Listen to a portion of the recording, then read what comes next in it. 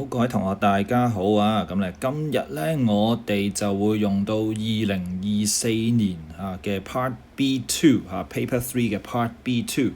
咁咧請大家咧就準備好呢一份啦，咁data file 啦，同埋咧個答題紙啦。咁咧應該咧就連埋咗一個sample俾大家嘅，咁嗰個咧都可以先放埋一邊先，唔好睇住。咁我哋做咗啲 task 先至咧就睇個 sample 啊。咁我哋一樣啦，我哋等多1分鐘咧就正式開始。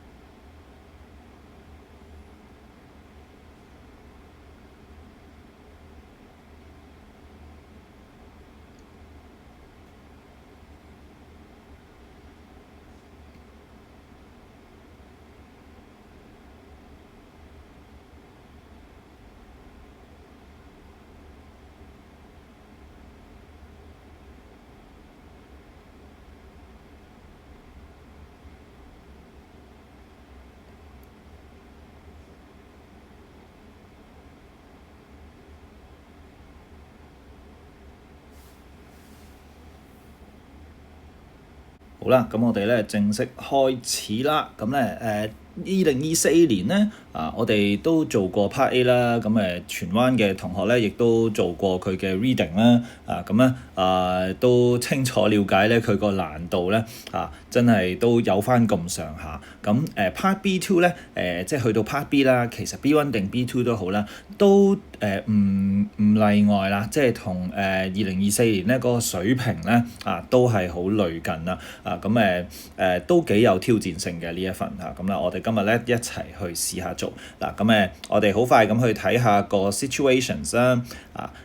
陣間咧都會由 situations 嗰度咧開始去播俾5分鐘大家去望個 data file，然之後先至做 note taking。不過咧我哋簡單講下個背景先啦。都好得意嘅，即係其實一份卷嘅難定易咧有其中一個因素啦即係有好多唔同嘅原因令到份卷難定話大家覺得係易啲啦咁樣咁其中一個咧就係嗰個嘅背景咁我覺得呢個都幾重要嘅，即係佢有時會用一啲大家都拗晒頭嘅背景嘅。咁其實2024就係我諗係其中一個類似係咁樣嘅情況，就係你睇完呢句嘢咧，其實你都有啲拗頭嘅，即係佢整啲咁樣嘅嘢嘅嗱，佢 work for 你叫 Nicolene 啦嗱，呢個名咧用咗幾年嘅即係自 Chris Wong 之後咧咁就唔知點解啦anyways 近年咧考評局咧好中意用嘅幾個名啦包括就係如果係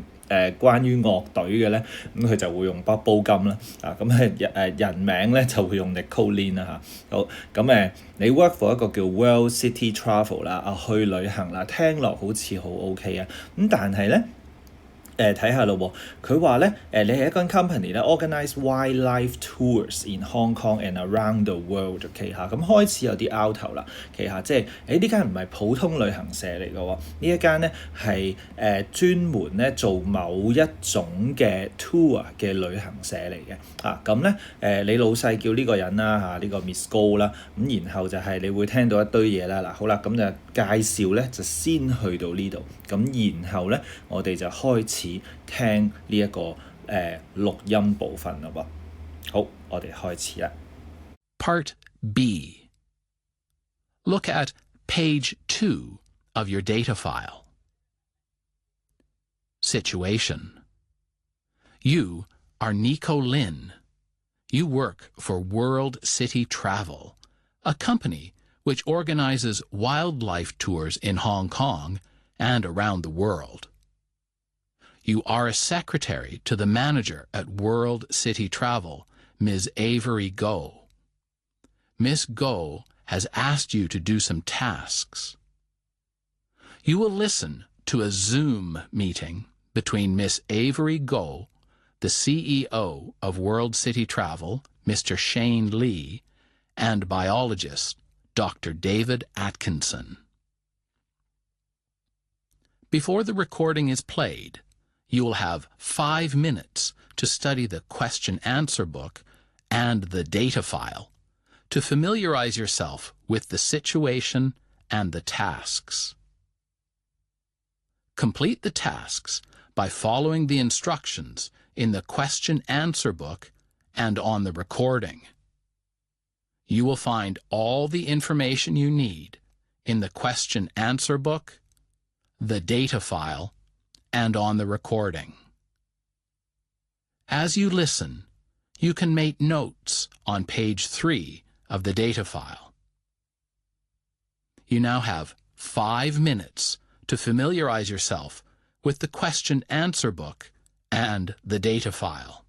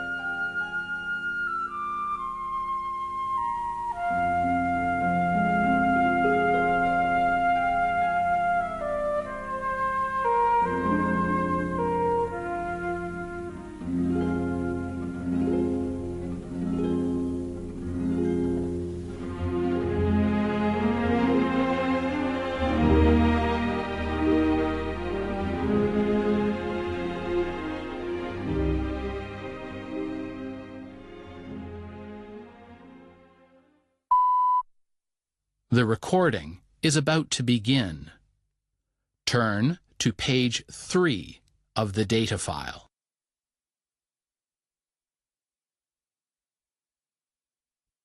Morning, everyone. Welcome to our monthly Zoom meeting. How are we all doing today? Morning, Shane. I'm feeling great so far, thank you. I wish I could say the same, David. We have quite a bit going on at the moment, so it's been a busy period for me. Let's get right into it then, shall we? The guided nature walk at the Hong Kong Wetland Park is coming up soon. Have we finalised all the details yet? Yes, the guided nature walk will be held on the 27th of April at 10 a.m. OK, April 27th at 10 a.m. A very sensible time to meet.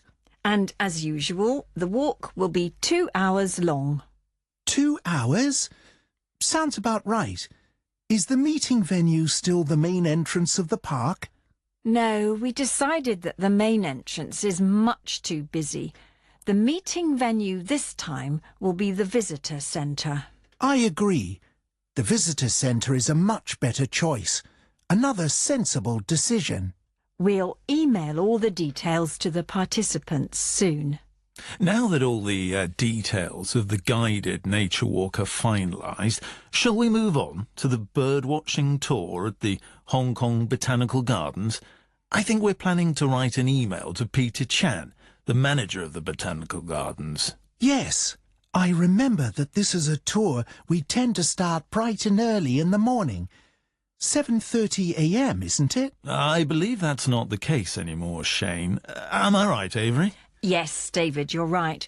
We're changing the time of the bird watching tour from 7:30 a.m. to 9:30 a.m. We need to inform Peter Chan of this change in the email. From 7:30 a.m. to 9:30 a.m.? That's quite a big change. I'm sure Peter will want to know why. What will you tell him in the email? Well, we have some important reasons for the change in time. Quite simply, not enough people are signing up to join the birdwatching tour. Clearly, it's a big problem if there are not enough people signing up to join the birdwatching tour. We definitely want to increase the number of people signing up. So you think this is because the tour starts too early? Exactly right. Actually, we've had complaints from participants in previous tours that the birdwatching tour starts too early.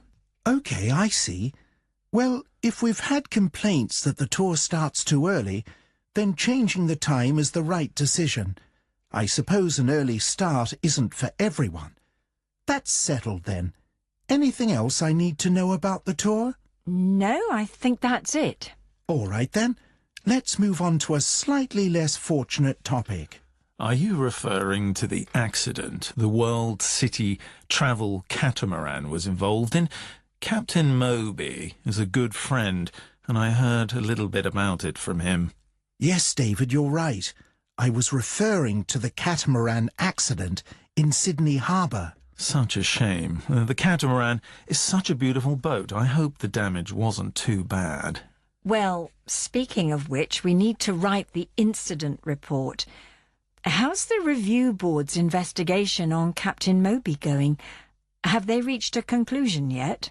That's the good news. I've been sent the results of the review board's investigation, and the conclusion is that Captain Moby is not at fault.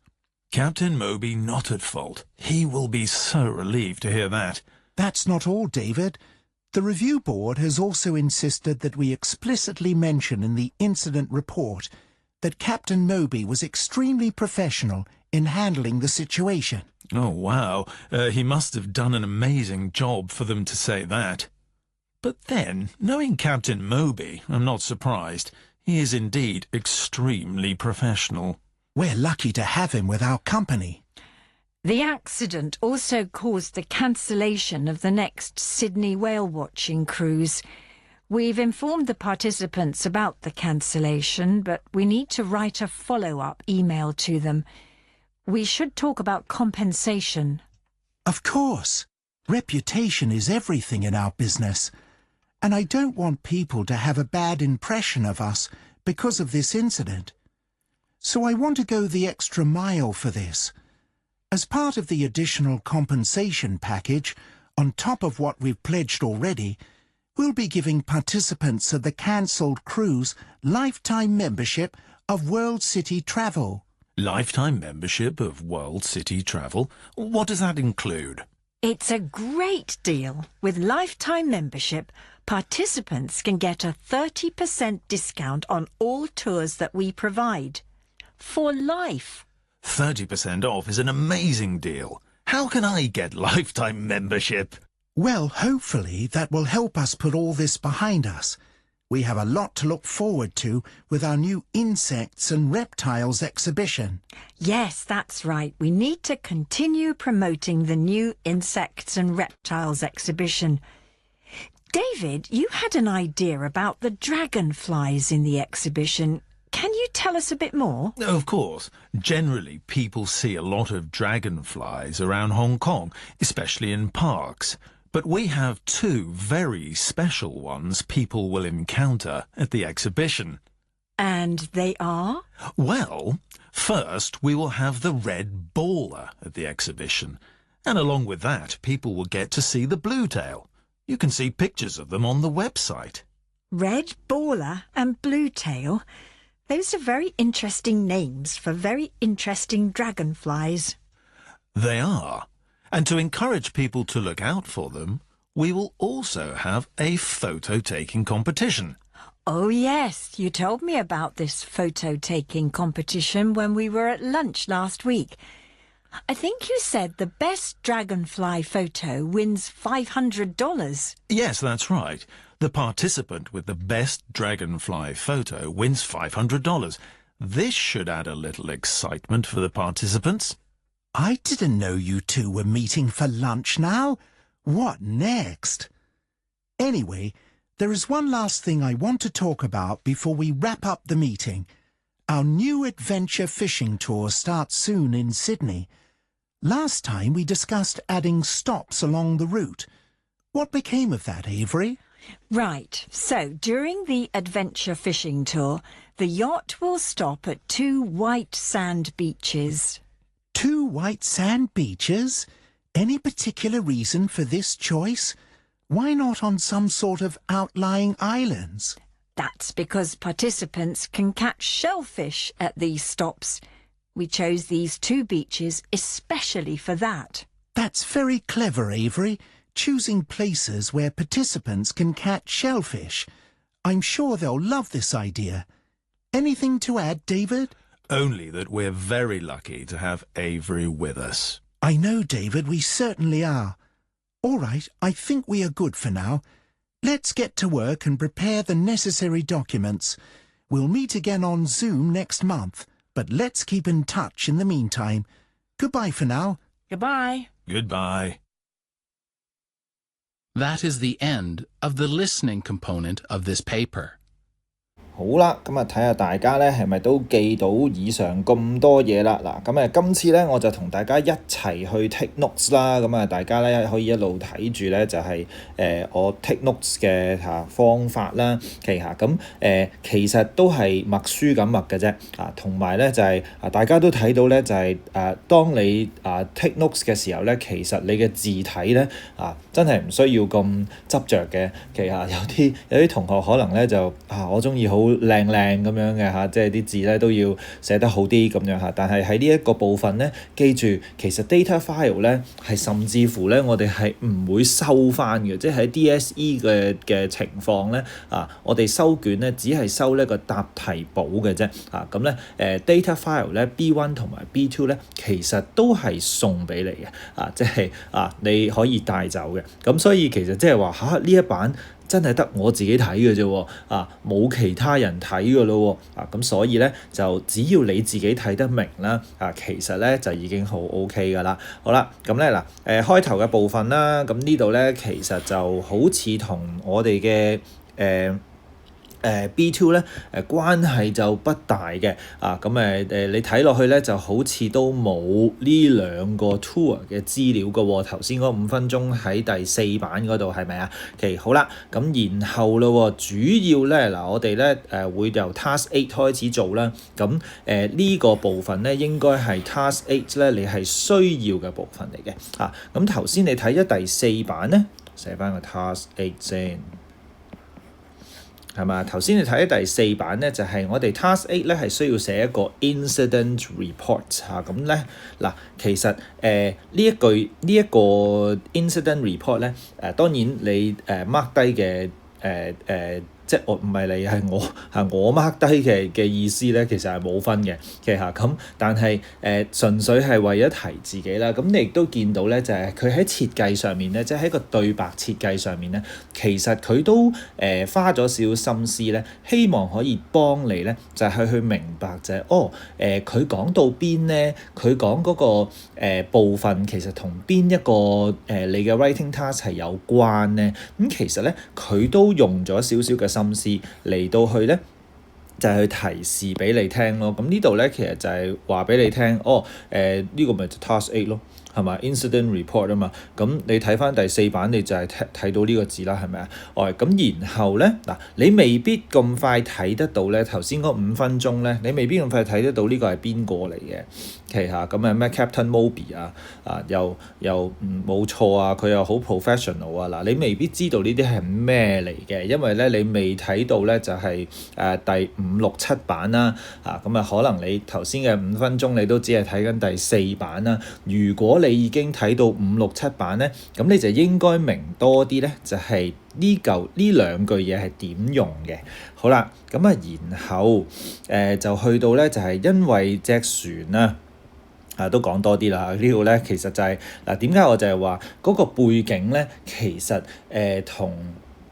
同你覺得你覺得呢個考試深唔深咧，其實都幾有關係嘅。即係有幾多位同學係上過呢個遊艇咧？哇，真係好犀利喎，係嘛 ？Cruise 即係一啲嘅遊艇啦，唔係遊輪啦，其實係遊艇咁陣間你會見到有啲圖畫嘅，其實咁個遊艇個名咧就係叫做呢一個啦 ，Catamaran。記下 Catamaran，咁咧就船長咧就係佢啦，係嘛？船長就係佢啦。咁做咩事咧？點解佢要寫一個報告咧？咁咧就同埋即係船長做錯咗定係冇做錯咧？咁就係咁咯喎。咁即係隻船有啲問題啦，咁所以咧就 cancel 咗之後嘅cruise 啦，即係之後嘅一啲 tours 啦，嗰個whale watching。whale watching 好啦，呢個咧就並唔係 Task 8咯噃。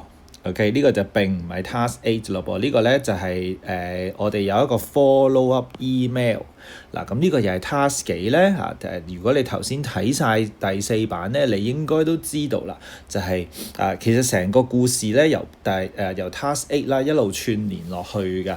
咁就係咧因為呢隻船嘅問題啦，咁所以咧之後嘅一啲嘅 tour， 咁講緊嘅就係一個睇鯨魚啊，哇！真係所以生態遊啊，真係係咪就係可能你從來聞所未聞嘅呢啲類型嘅一啲嘅旅遊啦，咁咩坐船出去旅遊都睇啲生態旅行其實所以咧你當時其實都好多同學覺得哇，真係拗晒頭都唔知做乜嘢。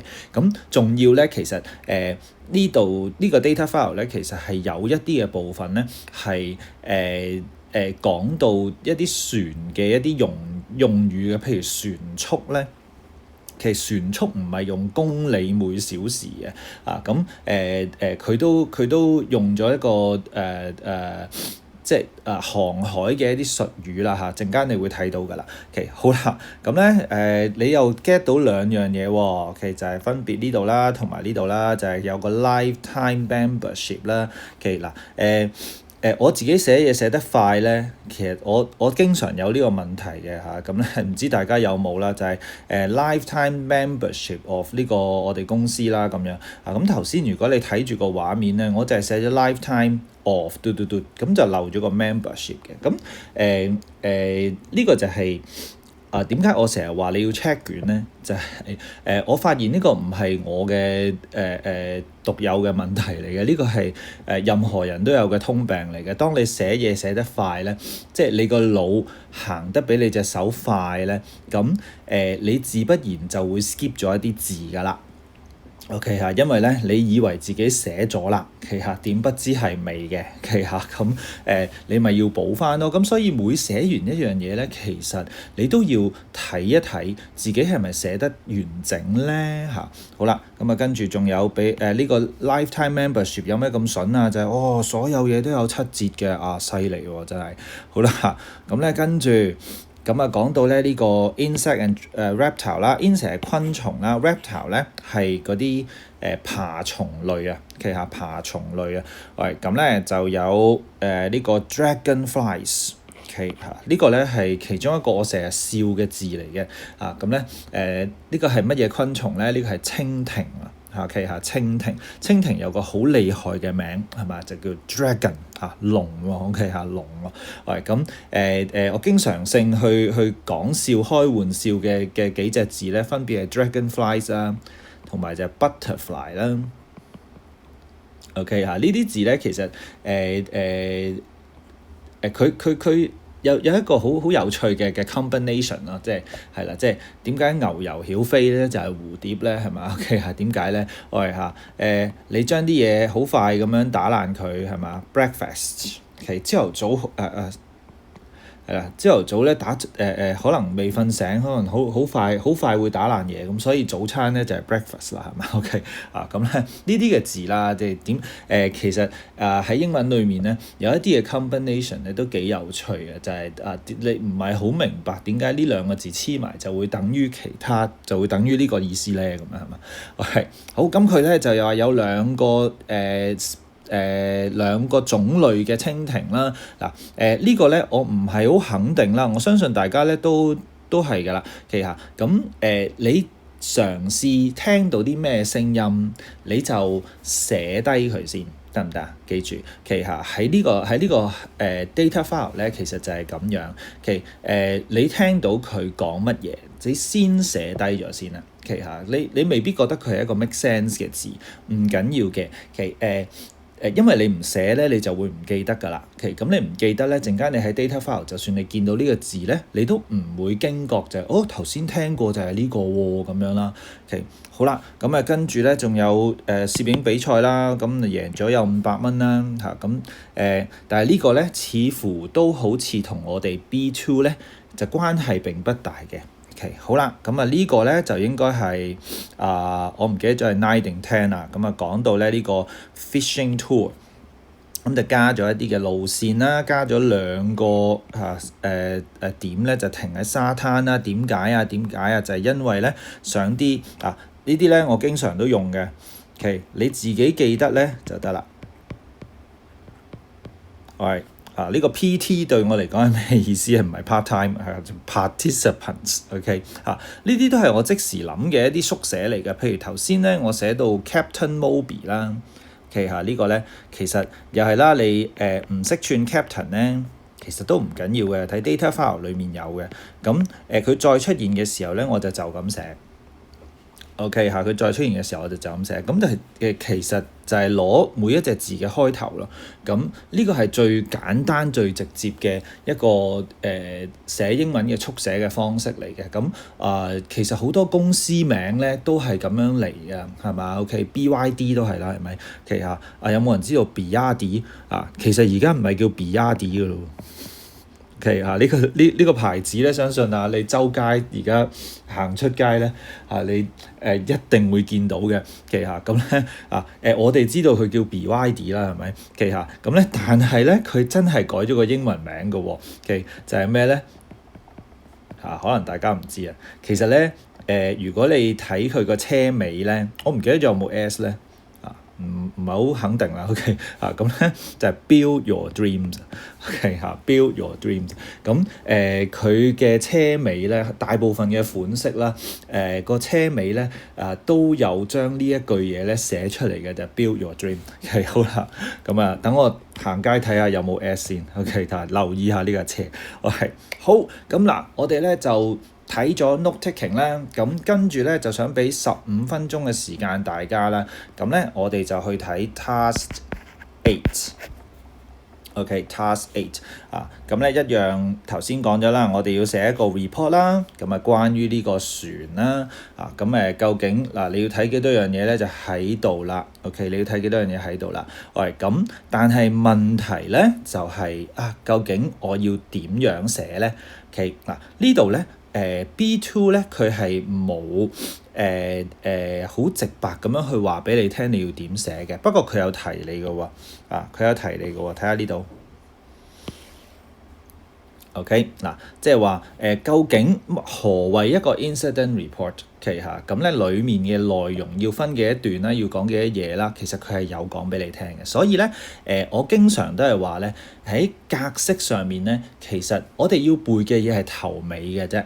記住，我哋要記嘅嘢其實喺格式上係頭尾嘅。咁好多話report 有好多種喎，又或者 proposal 都有幾種喎，即係有啲補習社可能教得好 detail 嘅，即係話呢個投訴信就係咁啦，跟住嗰個係詢問信啊，呢個係一個咩報告啊，咁叫你背幾十樣嘢，好似好勁咁樣。咁但係其實咧呢啲每一種嘅 report 咧，其實內容點分段，點樣去安排你嘅排序咧，其實全部喺 data file 咧，佢係會話俾你聽嘅。只不過佢冇話俾你聽嘅咧，就係頭尾嘅格式啦。咁所以我哋要記嘅，我成日都講啦，3款嘅啫，就係文章式啦，呢個就係文章式啦，係嘛？呢個就係文章式啦。OK，咁跟住就係書信式啦。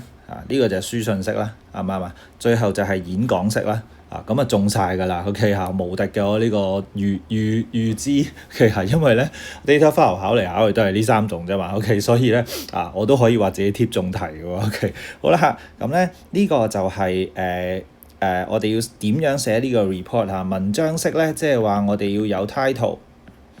OK，我哋咁就得㗎啦。OK 咁然後開場同結尾咧就係話呢個係一個 report 關於乜嘢啦。咁最後結尾咧就係話以上嘅資料就係我哋嘅 report 嘅內容啦。咁其實就已經夠晒啦。好啦，咁我哋咧而家去計15分鐘。咁大家如果係揾晒 point 可以開始寫咧，你真係可以試下開始寫。OK 咁如果你只係能夠15分鐘揾 points 嘅話咧，咁就淨係揾 points 啦。OK。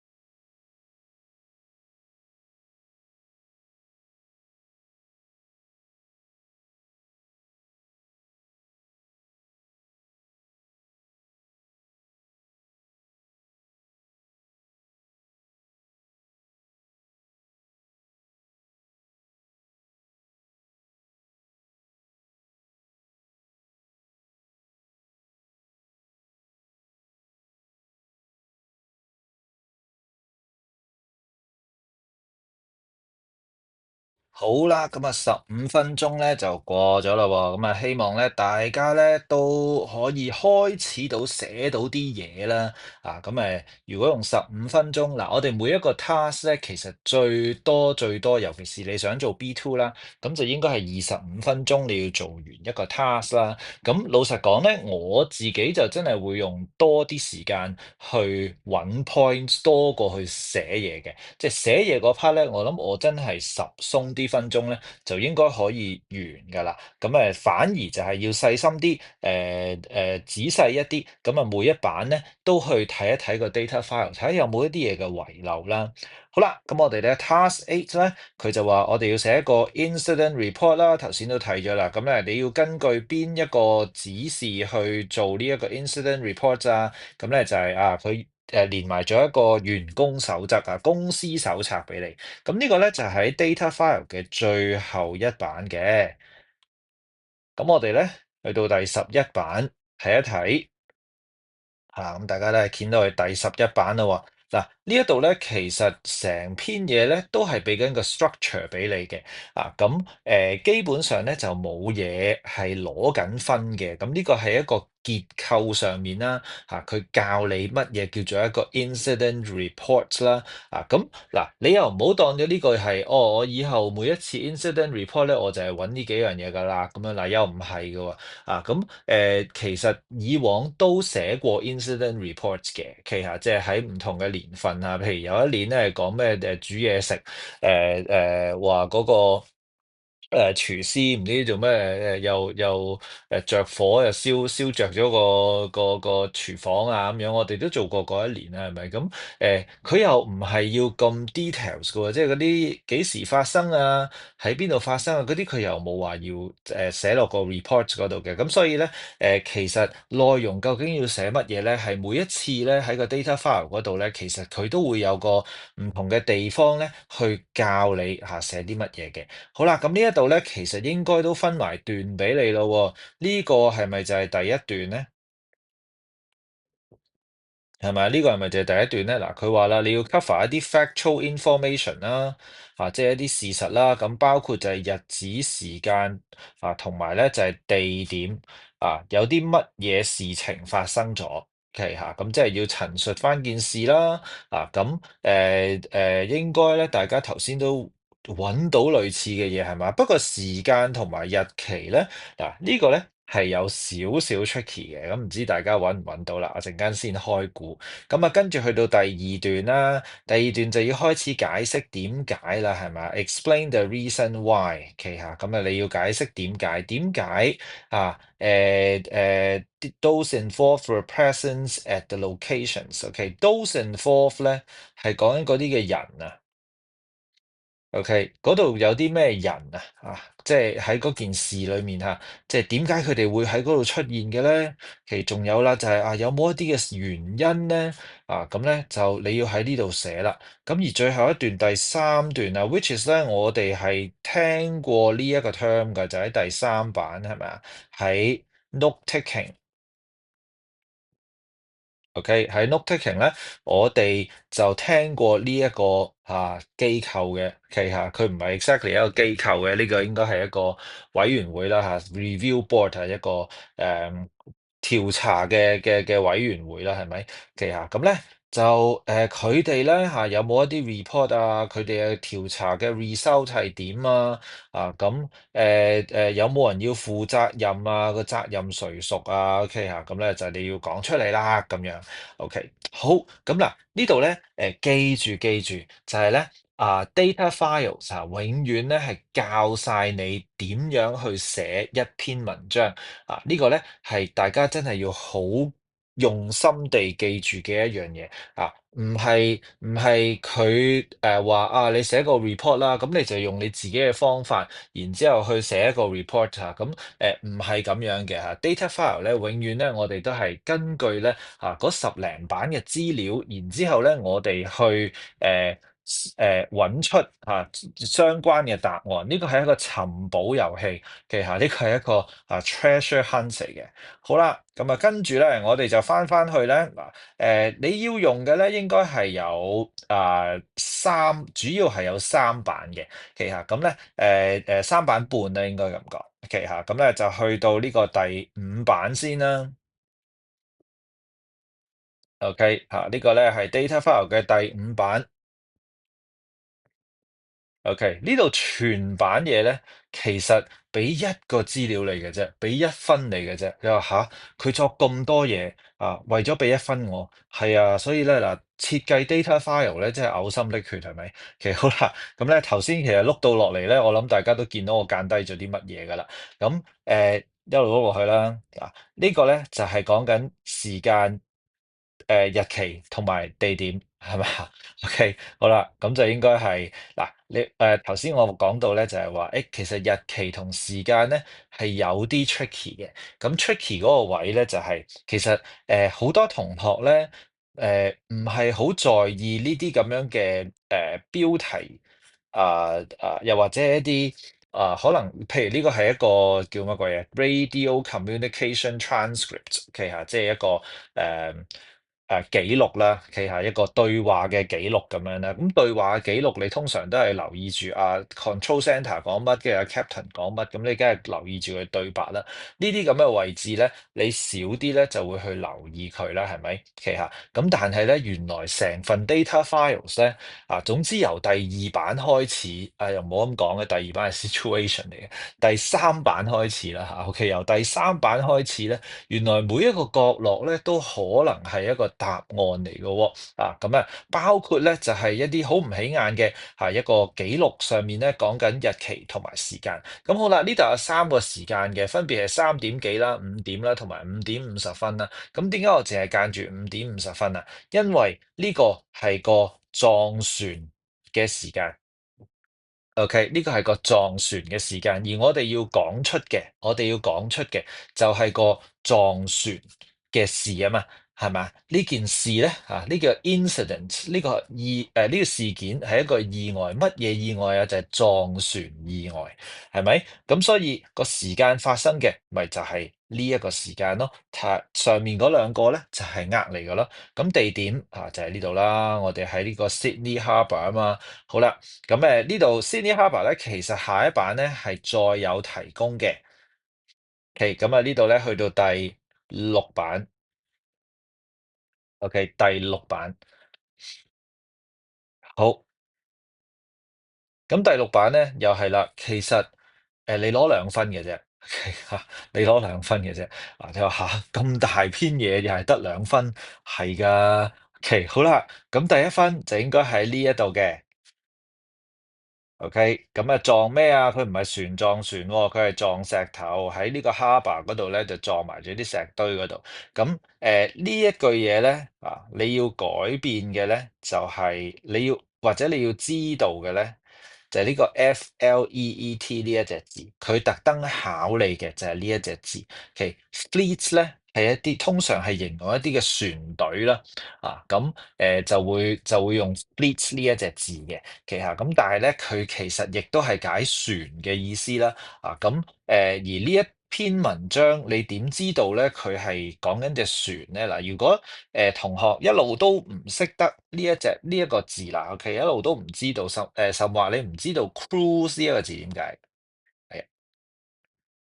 OK，嗱，因為咧喺呢版之前咧，其實佢點樣去形容 catamaran 呢一嚿嘢咧？佢就係用個 cruise 嘅字嘛。咁如果你兩隻字都唔識，咁呢個字一定唔會識㗎啦。呢個係呢啲船名嚟㗎嘛，即係唔係一個咩有意思嘅英文啊，即係一個名稱嚟㗎啫嘛。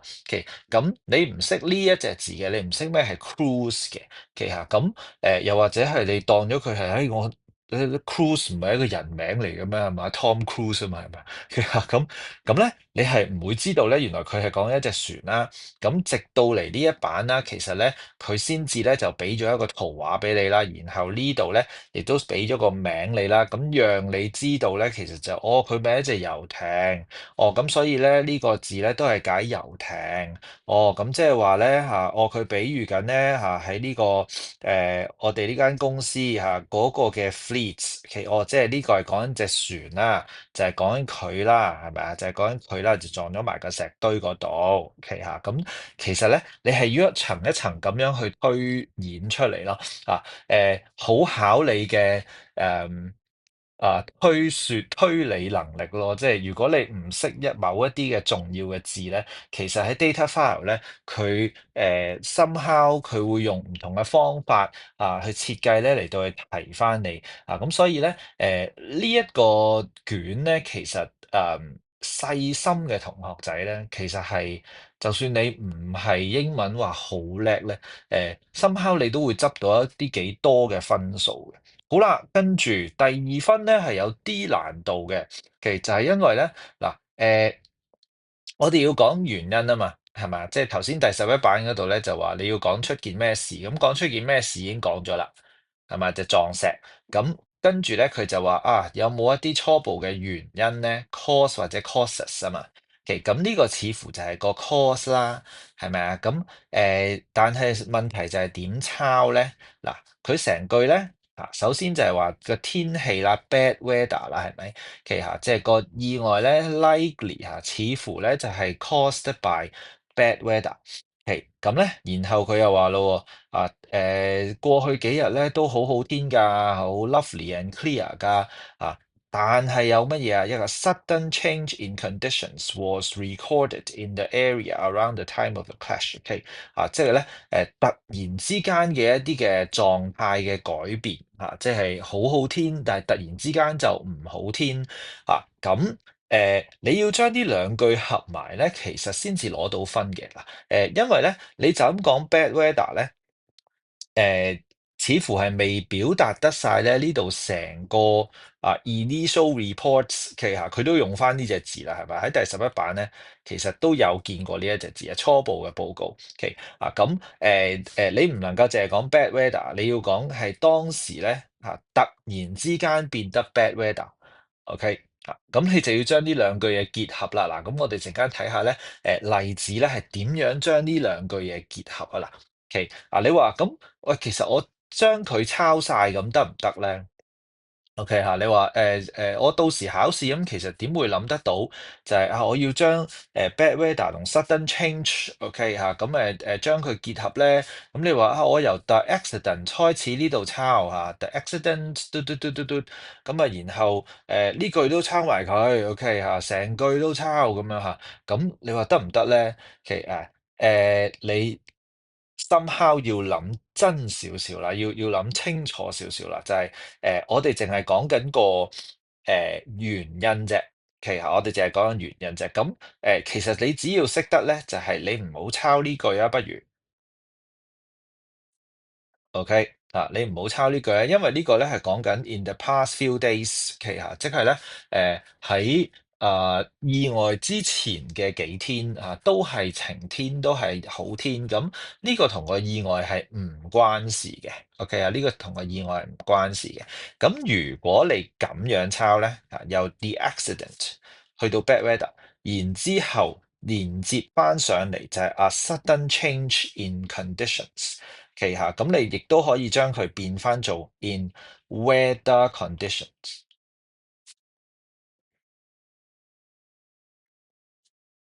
OK，咁你就得啦。OK，咁你就得啦。咁你就可以都係兩句分開佢但係你都表達到晒咧，就係唔好嘅天氣啦，同埋咧就係一個 sudden change 一個咧突變嘅狀態啦。好，咁跟住仲有第7版喎。第7版咧就係一啲信息啦，SMS messages。呢度咧中間咧就講到呢一個 incident in Sydney Harbour 啦。喺呢一度咧 past eight 咧嗰啲嘅，即係你做標題黨嘅話咧，嗱，其實當然你見到 Captain Moby 咁 Captain Moby 同第8個 task 都應該係緊密相連嘅，咁你都應該會睇嘅。咁但係咧，我諗你如果淨係睇標題嘅話咧，譬如你一嚟睇到第一句咧就寫住 Adventure Fishing Tour 咧，咁呢個就唔係 Task 8嘅係嘛？呢個就唔係 Task 8㗎，呢個就係9定10，我唔記得咗啦。其實咁咧係另外一個 task 嚟㗎，咁可能你就會飛走咗佢㗎啦。咁所以其實咧就大家就要留意，就係如果你見到個標題係都有嗰個人啦，或者有嗰件事啦，咁但係你睇到落去第一二句咧，你又覺得好似唔係好關事喎，好似講緊另外一啲嘢喎。咁請你咧都花啲時間睇埋落去啊。其實咧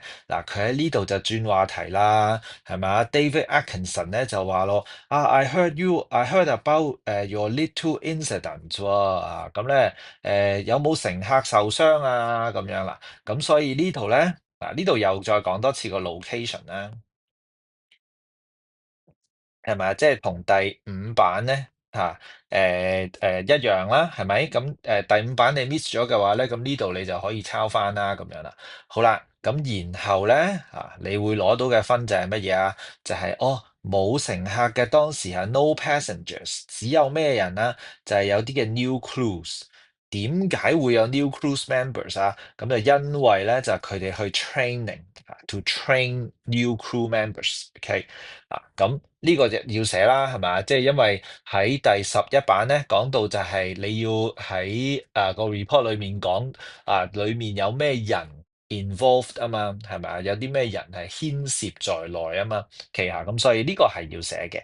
好啦，然後咁佢哋做咩啊？做咩事要出海啊？無啦啦，即係除咗 train 一啲新船員之外咧，仲去咧就係去揾呢個 whale migrations 嘅 routes 旗下，即係嗰啲鯨魚咧大遷徙啊，鯨魚大遷徙嘅路線，我哋去 scout 呢一啲嘅路線。OK。咁咧呢一隻字咧，如果你中意玩唔知有冇同學每一年都會跟住玩呢個叫做 Football Manager。OK。唔知大家有冇玩呢個咧？呢個足球經理係嘛？OK。咁咧每一年咧都有佢會 update 噶嘛，係咪啊？咁又要 download 嘛。咁如果咧最近我先發現嘅 Netflix 咧係佢優惠啲會員咧去玩一啲付費嘅遊戲嘅喎。咁如果你係 Netflix 嘅會員咧，其實咧Football Manager 咧你係唔使課金咧，你就可以咧去 download 落嚟玩嘅咯喎。OK。咁咧你去經營一隊球隊咧，你經常都會見到呢個字嘅。如果你玩呢啲遊戲嘅話咧，咁就係話咧佢哋會有一啲球探去 scout 一啲嘅 potential player。旗下咁咧，呢個字咧就係去尋找旗下咁但係你話同 find 有冇分別啊？咁樣咧咁我唔知中文應該點樣翻譯啦。咁但係 scout 呢個字咧，其實就係去好似頭先咁講咯，即係喺一大堆嘢當中，喺一大堆球員當中，我哋去尋探下，去訪談下，有邊啲係有 potential 有潛質嘅球員咧，咁我哋就去簽佢啦，咁樣咁呢度咧就唔係去揾球員啦，呢度咧就係去揾路線即係去查探下有邊啲路線咧我哋可以睇鯨魚睇得好啲咧，咁樣。OK。好。仲有1分喎，頭先講到啦，就係嗱，我哋主要會用3版半啊嘛，5、6、7三版我哋用晒啦，旗下咁咧，仲有半版喺邊咧？其實都唔半版1/3版啫。咁咧，我哋碌到去第10版就係個 minutes。OK。咁嗱，冇㗎嗱，尤其是你記住你做 B2 嘅話咧，你做 B2 嘅話咧，咁佢喺第4版咧，其實係唔會完全咁樣咧話晒俾你聽你應該要去邊度去揾資料。咁近年咧，其實 B1 咧都出現咧，就係以往 B1 咧就淺啲係嘛，就每一個佢要你睇嘅 pages，其實佢都講晒俾你聽。但係近年咧 B1 都出現咧，就係有呢啲嘅情況就係咧佢唔會講晒咧，就係你需要揾資料嘅版咁咧就都係講可能你要用4版，但係佢只係講3版咁樣啦。旗下咁所以咧你揾完佢話俾你聽嘅地方之後，咁其實你都需要咧就係去每一個 pages 咧，其實都去睇一睇，就去冇㗎嗱，都係做標題黨嘅啫。即係你喺咁趕時間嘅情況底下咧，你冇理由咧就係可以每一版咧，你都花10分8分鐘咧，逐隻字咧慢慢攆熟佢咁樣嚇，你應該你係花唔起呢個時間嘅。咁我哋都係做標題黨嘅啫，就係我一立見到呢啲字喎，見到隻船喎，incident 喎，又見到呢隻船喎，旗下咁又見到 review board 喎。OK，又見到 review board 喎，哇！咁係咪已經中咗90成咧？咁梗係啦，係咪啊？即係同 Task H 我哋頭先睇到嘅字，我哋頭先認識嘅字其實都好相似喎，係咪啊？咁咧即係話我哋係需要睇埋呢一段啦。咁結果咧就真係噃，旗下呢度咧仲有1分仲有1分，我哋咧就要攞埋啦，就係話我哋個 review board 咧其實係稱讚呢個 Captain Moby 咧佢咧係令到船員咧係好 safe 嘅，好安全嘅，亦都咧將個損毀咧係降到去最 minimum 嘅，OK 即係咧佢嘅領導底下咧係令到隻船咧嘅損壞咧降到最少，其實即係唔會撞沉咗佢咁樣啦。OK，好啦。咁加上咧就喺第3版啦，頭先咧我哋喺聽嘅時候咧就聽到佢話呢個 review board 啦，又係嘛，就係話咧佢唔係佢嘅錯啦，咁咧同埋就話要稱讚佢咧好 professional 啦，係咪？咁所以 total 咧你就揾晒所有 point 啦。好啦，咁去到寫咯喎，咁大家而家可以咧攞出你嘅sample出嚟啦。OK，好，咁呢個咧就係 Task Eight Task Eight，可能要揾一揾喺一大堆嘅 notes 裏面即係因為咧我冇寫到任何嘅年份嘅，OK 咁咧同埋咧就大家都可以喺 Google Classroom 嗰度咧就去攞落嚟呢一份如果你發現冇嘅話，其實因為咧我都唔係好 sure 呢個咧就有冇印到俾大家，OK 有冇印到俾大家？咁如果你發現冇嘅話咧咁你可以喺 Google Classroom 嗰度咧係攞翻落嚟先，OK。好啦，咁記住啦，一個 report 咁有標題啦，都係文章式嘅嘢就有標題啦，咁冇㗎，你見到我個標題都真係好流嘅啫，就係咁咯，係嘛？Incident report for 嘟嘟嘟嘟咁樣就係咁嘅啫，OK，咁已經係叫標題㗎啦，咁然後咯，咁就又係頭先嘅嗰句啦，嗱，咁開場白永遠都係data file 咧。簡單簡潔就係最好噶啦！This is an incident report for 呢個 accident 咁幾時發生㗎？咁你可以用 happen 都得㗎，唔使一定用 occur 呢啲字啦就係時間、日期、地點期由細寫到大，記住由少嘅就係時間啦跟住到日子啦跟住到地點啦。OK，好啦，咁以下就係 details 啦。咁嗱，我就開咗一個場噶啦。咁其實呢兩段咧，你將佢黐埋都冇問題嘅，因為就係佢頭先講咧你第一部分要寫嘅嘢。OK，好啦，咁it was found that 旗下，咁我用咗一個被動句啦。佢咧就 crashed into rocks in the harbour。旗下咁咧抄嘅啫，呢句係咪就係個新聞嗰度講噶啦。The accident was likely to have caused by bad weather。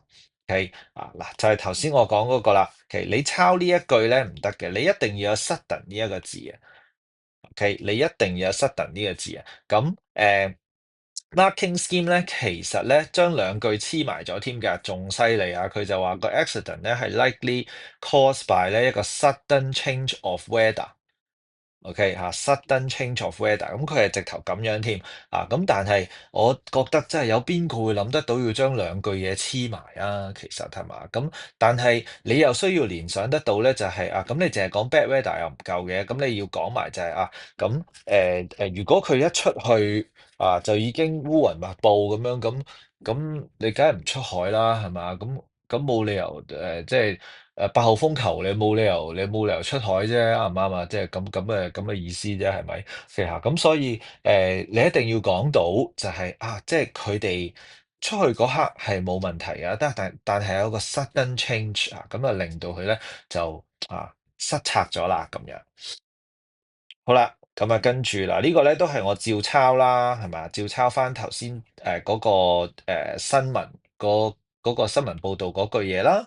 好啦，跟住咯喎，冇乘客旗下咁咧就係當時做緊乜嘢咧？去 train 嗱，呢一個咧其實唔特別有分嘅，OK 唔特別有分嘅，因為咧嗰個要求咧，你係要寫到嘅，反而係就係嗰度有咩人啊嘛，people involved 啊嘛。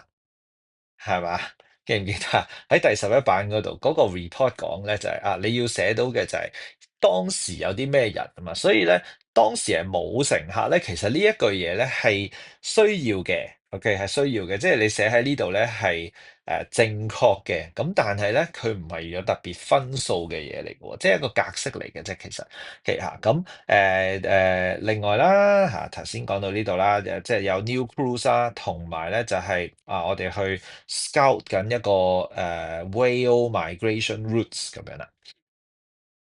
好，呢度唔記得間線添，係咁咧第6分就係Captain Moby 冇錯，OK 咁咧佢就令到船員好安全啦。其實亦都咧就係將傷害減到最低啦，呢個就係第7分。而最後第8分咧就係佢係 professional 嘅，OK 佢係 professional 嘅，咁就8分啦。OK，好，咁而最後咧嗱呢個就叫 conclusion 㗎啦。OK 你話喂同平時你作文嗰啲好唔同喎，係真係好唔同㗎。其實咁就係因為咧我得2分格式分啫嘛，你要記住總之都係睇分數做人啦，係咪？其實得2分格式分啫嘛，咁就算我想攞晒2分咁其實咧都唔似得係好似作一篇400字嘅文咁樣啊，即係要一個好自己寫一個好靚嘅 conclusion，咁其實唔係啦，咁況且仲係都話你寫嘅時間其實可能真係只係得10分鐘左右嘅啫因為你揾資料可能你都揾咗10幾分鐘，咁然後揾完你真係落筆寫嘅時間其實大概就係得咁多啫嘛，OK。好啦，咁跟住咧翻嚟第4版咁咧最後10分鐘嘅時間啦，嗱講埋咧我哋希望大家做嘅功課啦，咁咧我哋仲有 Task 9同埋 Task 10咁咧都想大家咧就抽空試下啦咁都差唔多真係要考啦，咁係時候咧真係要花啲時間大家要做下呢啲 data file，記住唔好俾自己2-3個鐘頭慢慢咁嘆住茶咁樣去做 OK 永遠咧都要 time 住自己，即係計住自己嘅時間嘅 OK。好啦，咁我哋解釋下 Task 9同 Task 10做乜啦，咁等大家咧容易啲去做呢2個 task 咁咧佢就話啦，我哋要寫一個 follow up email 啦，俾就係因為呢個船撞咗嘛，咁就所以 cancel 咗呢個 whale watching cruise 啦。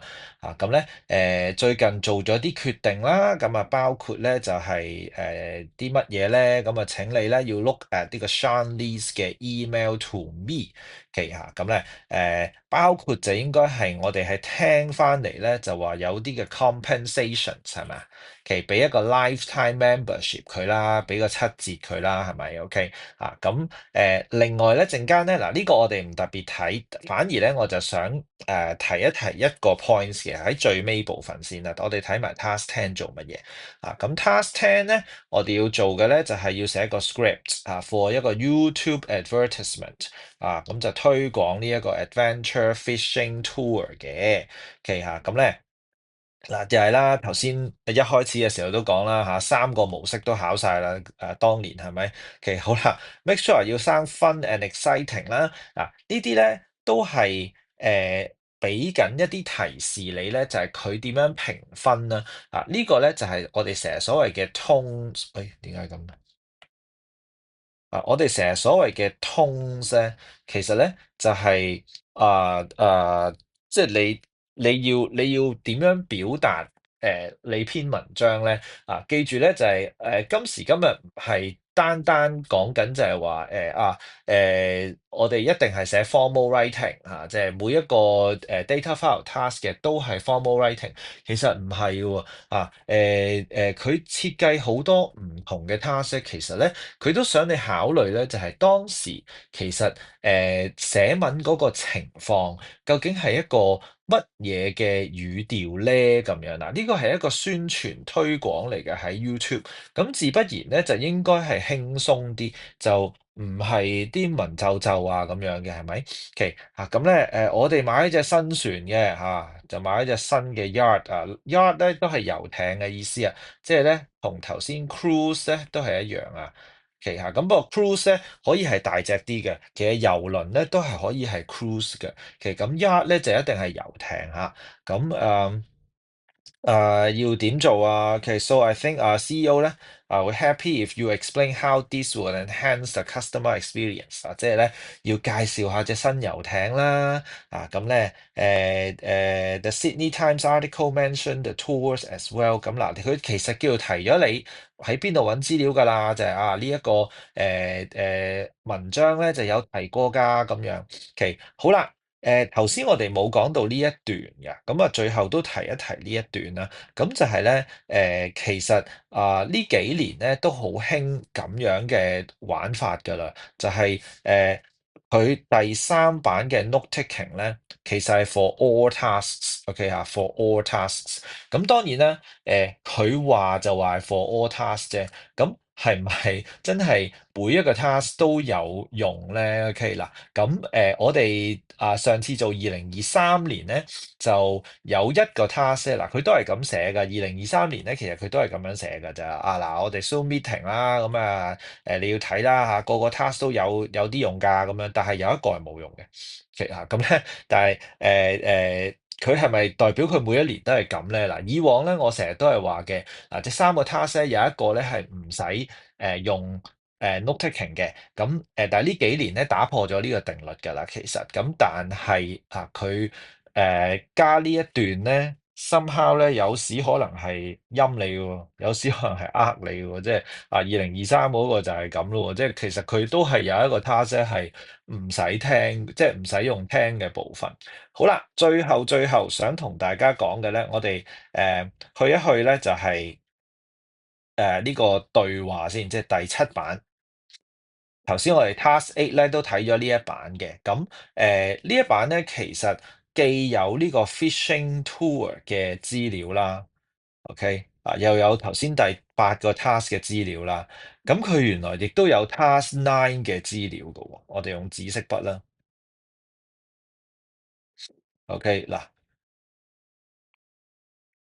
呢個咧就係 Task 9嘅資料嚟嘅，OK？點解我特登想講呢一個咧？就係其實近年咧佢都好興咁樣去做，都唔係近年㗎啦，即係我哋最初做嗰啲咩如果你記得我哋最初由16、17年嗰啲data file 開始做咧，做嗰個什麼起商場嗰個咁樣咧，其實佢開始都玩到呢啲咁樣嘅層次不過當時我哋做緊 B1 啦嚇。咁如果你有試過做 B2 咧，咁其實都有類似嘅 points 嘅，就係咧嗱，佢喺呢度咧講咗一啲嘢嘅。佢話啦，嗱呢度我哋知道講緊 Task 9咧，就係因為咧佢都講緊呢個鯨魚嗰個旅行團，即係 crew watching crew watching whale watching 呢一個團啦。咁然後阿 Moby 咧就話啦，我哋加長咗㗎。加咗50% 嘅 duration 嘅，即係咧佢個航行咧多咗嘅。咁咧，但係咧去到6、7月嘅時候咧，先至係咁嘅。好啦，咁呢個有咩作用咧？呢個有啲乜嘢嘅大嘅啟示咧？啊，你去到後面呢一版，去到第8版，OK 啊，呢度就係講緊咧。呢度就係講緊咧，佢哋可以去 book 翻咧如果你有睇呢個 email 啦，OK，呢個就係 Sean Lee 啦，OK 啊 Sean Lee 啦，就係就係話嗰個 compensation package 嗱，我哋唔 go into detail 啦，呢個咧你自己咧要功課咁樣去睇啦，呢個咁咧。總之佢就話你大家可以訂啦，大家可以訂啦。咁有幾時可以訂啊？咁你又要睇嗰啲 tick 交叉啦。咁同埋呢一度咧，係咪就係6月同7月啊？OK，咁你就要提咧，就係話如果你6月同7月咧，你去訂呢個 whale watching 嘅話咧，咁個時間咧，即係個航行時間咧多50%㗎，係咪好好咧？咁樣喎，OK，明唔明啊？喂，咁嗱。呢啲嘅分數咧，其實近呢幾份嘅 data file 咧，嗱我哋再會即係最後嘅嚟緊最後嗰2、3堂啦，我哋咧會睇埋2025年啦。咁2025年咧，你亦都會見到一啲咁樣嘅分數即係嗰個分咧，你係要橫跨咗幾樣嘢咧你先至攞到嘅。你要知道佢講 booking 咧。就係你要睇緊上面呢一個，OK，咁然後咧，你又要睇到咧，就係6月、7月都有得 book 喎，都剔晒㗎喎。嗱，記住呢度都有兩個 tick 㗎嚇，呢度5月都有兩個 tick 㗎。其實咁咧但係呢度咧，你嗌佢哋6月、7月嚟 book 啦，咁樣都攞唔到晒分喎。你要講埋就係Captain Moby 話去到呢2個月咧我哋個船就會加長㗎啦，咁樣喎，咁先得。OK，好啦，嗱咁剩翻落嚟咧，就靠大家咧呢個星期咧就去努力咧嘗試完成佢啦。咁趁呢個嗱嚟緊我會鬆動翻啲噶啦，上完呢啲嘅堂之後呢2個啦星期咧，咁大家可以做多少少嘢啦，咁send 俾我啦，咁我會1月尾嘅時候咧都有時間咧可以還翻晒俾大家嘅。好，咁今日咧我哋就去到呢度先啦，拜拜。